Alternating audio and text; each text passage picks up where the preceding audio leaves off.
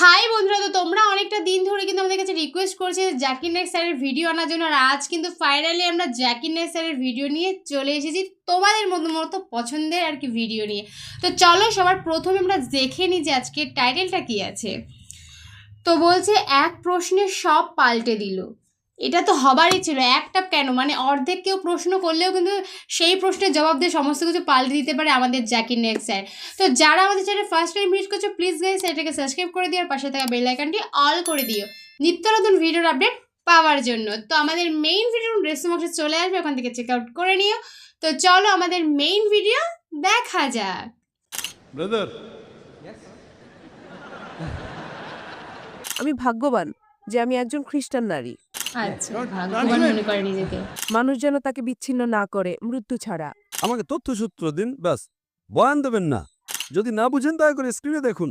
কেন আপনি অন্যদের সাথে কথা বলছেন, এর যুক্তি কি? আমাকে দেখবেন না, স্ক্রিনে দেখুন। আমার একটি সন্দেহ আছে। Hope the translator is doing a good job. Huh?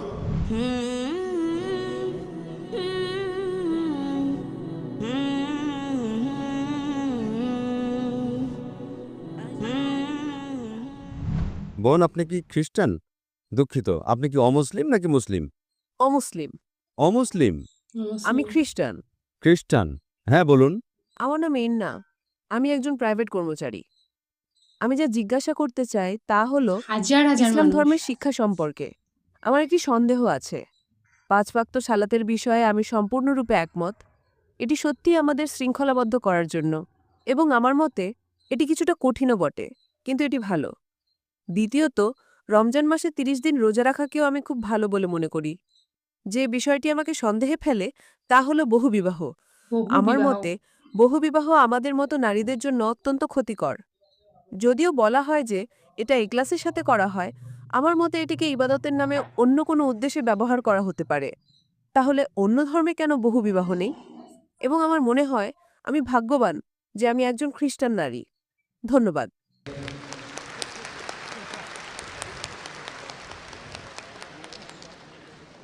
আমি যদি প্রশ্নটি সঠিকভাবে শুনে থাকি, তাহলে বোনের প্রশ্ন হলো, তিনি ইসলামের বহুবিবাহ প্রথার সাথে একমত নন। হ্যাঁ। অন্য ধর্মে বহুবিবাহ নেই, তিনি এটাই বলেছেন, তাই তো? হ্যাঁ। বোন, প্রথমে আপনাকে বলি, এই পৃথিবীতে এমন কোনো ধর্মগ্রন্থ নেই যা শুধুমাত্র একজনকে বিয়ে করার কথা বলে, একমাত্র কোরআন ছাড়া। আপনি একজন খ্রিস্টান, আপনি বাইবেলের যে কোনো একটা শ্লোক দেখান যেখানে শুধু একজনকে বিয়ে করার কথা বলা হয়েছে। বাইবেলে এমন কিছু নেই। এই পৃথিবীতে কোরআন ছাড়া আর কোনো ধর্মগ্রন্থ নেই যেখানে শুধুমাত্র একজনকে বিয়ে করার কথা বলা হয়েছে, একমাত্র কোরআন ছাড়া। আপনি বাইবেল পড়ুন, বাইবেলের কোথাও বলা নেই যে আপনার কেবল একজন স্ত্রীকেই বিয়ে করা উচিত। আপনি কি দেখাতে পারবেন, বোন? আমি শুধু এটাই জানি যে ঈশ্বর যাকে একত্রিত করেছেন, মানুষ যেন তাকে বিচ্ছিন্ন না করে মৃত্যু ছাড়া। শুধু এটুকুই। আমাকে তথ্যসূত্র দিন, বয়ান দেবেন না, প্রমাণ দিন। অধ্যায় নাম্বার, শ্লোক নাম্বার। আমি যেমন বলি, এফিসিয়েন্স অধ্যায় 5 শ্লোক 18, মদ্যপান করো না। প্রভাবস অধ্যায় 24 শ্লোক 1। আমাকে তথ্যসূত্র দিন, ব্যাস। বয়ান দেবেন না। মানে জাস্ট বাইবেলের তথ্যটা দিতে একটি হবে। মাত্র শ্লোক দেখান যেখানে বলা আছে কেবল একজন নারীকে বিয়ে করতে হবে। যদি জানেন বলুন, যদি না জানেন বলুন যে আপনি জানেন না। বয়ান দেবেন না। ঠিক আছে। বোন, আমি বাইবেলের একজন ছাত্র। পৃথিবীতে এমন কোনো হিন্দু ধর্মগ্রন্থ নেই, কোনো বেদ বা ভাগবত গীতার কোথাও বলা নেই যে কেবল একজনকে বিয়ে করতে হবে। পৃথিবীর বুকে একমাত্র ধর্মগ্রন্থ যা কেবলমাত্র একজনকে বিয়ে করার কথা বলে তা হলো কোরআন। আমি আপনাকে বহুবিবাহের উত্তর দেব। প্রথমে আপনাকে আমি সংশোধন করতে চাই। এখন আমি আপনার মূল প্রশ্নে আসছি। বোন, আপনি স্ক্রিনে দেখতে পারেন, অনুবাদ স্ক্রিনে দেখাবে। প্রথমত কোরআন সূরা নিসায় অধ্যায় 4 আয়াত 3 বলছে, তোমরা তোমাদের পছন্দের নারীদের বিয়ে করতে পারো 2, 3 বা 4 জনকে, কিন্তু যদি তোমরা ন্যায় বিচার করতে না পারো তবে কেবল একজনকে বিয়ে করো। এই বাক্যটি যে যদি ন্যায় বিচার করতে না পারো তবে কেবল একজনকে বিয়ে করো, এটি শুধুমাত্র বোন। বোন, আপনি কি স্ক্রিনটা পড়তে পারছেন?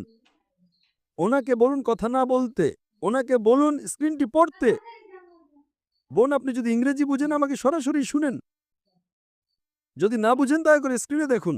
কেন আপনি অন্যদের সাথে কথা বলছেন, এর যুক্তি কি? আমাকে দেখবেন না, স্ক্রিনে দেখুন, আমি স্ক্রিনেও আছি।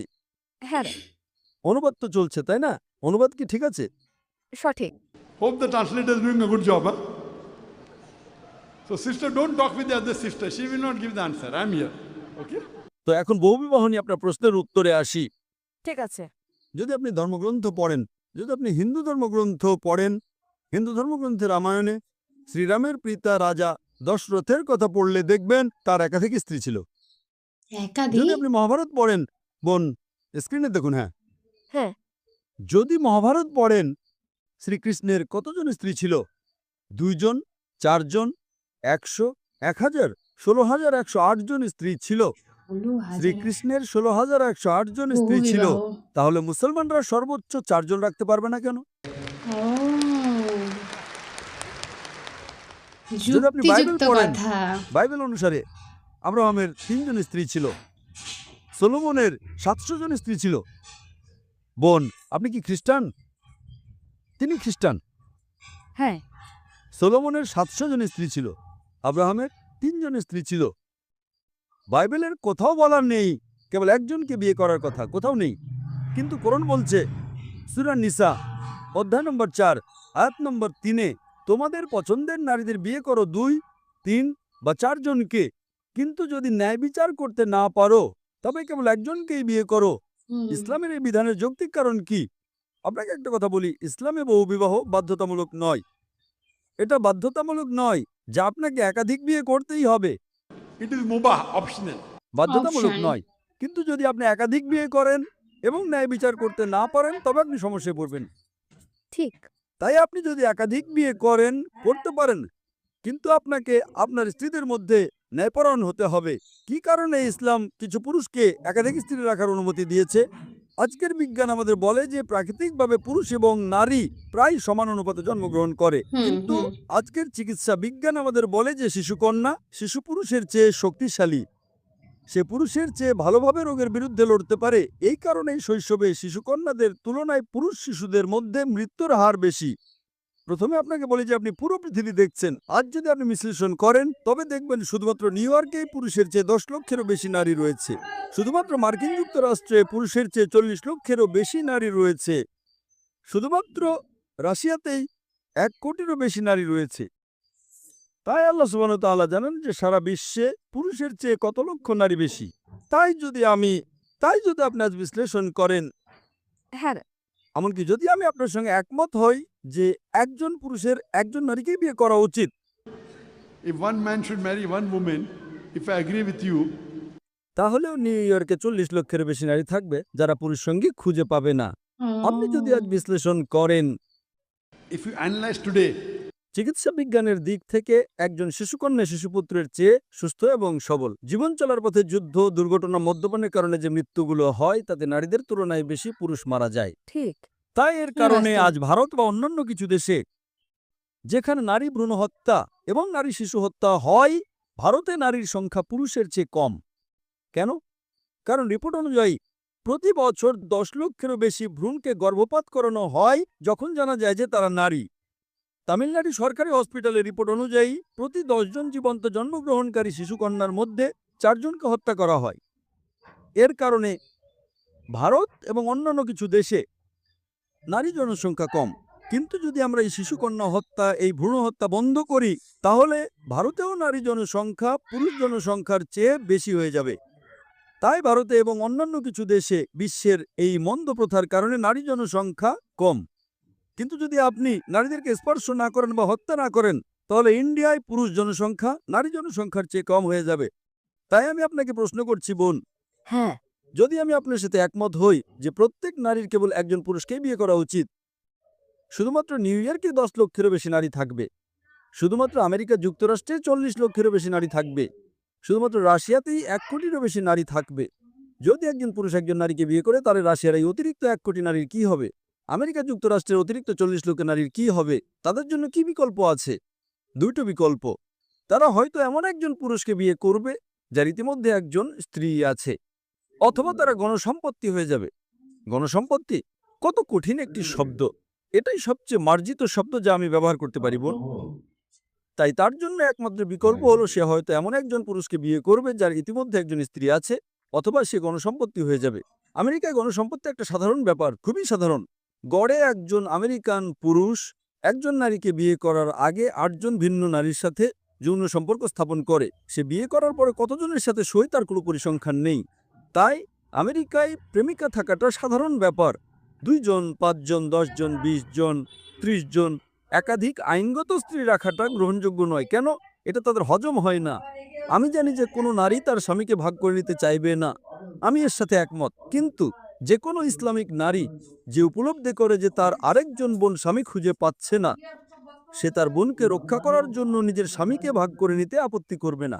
তাই ইসলামে নারীদের রক্ষা করার জন্য কিছু পুরুষকে একাধিক স্ত্রী রাখার অনুমতি দেওয়া হয়েছে, অন্যথায় নারীরা শালীনভাবে জীবনযাপন করতে পারবে না। দেখেন, আজ ওয়েস্টার্ন কালচার যা নারীর অধিকার এবং নারী স্বাধীনতার কথা বলে, সেটা আসলে তার ভরণপোষণ, তার ইজ্জতের অবমাননা এবং তার আত্মার অবক্ষয়ের একটি ছদ্মবেশ ছড়া, আর কিছুই না। শিল্প এবং সংস্কৃতির নামে তারা কি করছে? তারা আমাদের মায়েদের বিক্রি করছে, আমাদের কন্যাদের বিক্রি করছে। তাই ইসলাম নারীকে রক্ষা করে, এবং হিজাবের পাশাপাশি একটি কারণ হলো কিছু পুরুষকে একাধিক স্ত্রী রাখার অনুমতি দেয়া, যাতে করে তারা নারীদের রক্ষা করতে পারে। তাই ইসলাম কিছু পুরুষকে একাধিক স্ত্রী বিয়ে করার অনুমতি দিয়েছে, যাতে তারা নারীদের রক্ষা করতে পারে। এবং আরো বিস্তারিত উত্তরের জন্য আপনি আমার ভিডিও ক্যাসেট ইসলামের নারীর অধিকার আধুনিকতার নাকি সেকেলে দেখতে পারেন। আশা করি এটি আপনার প্রশ্নের উত্তর বোন। আপনাকে অনেক ধন্যবাদ।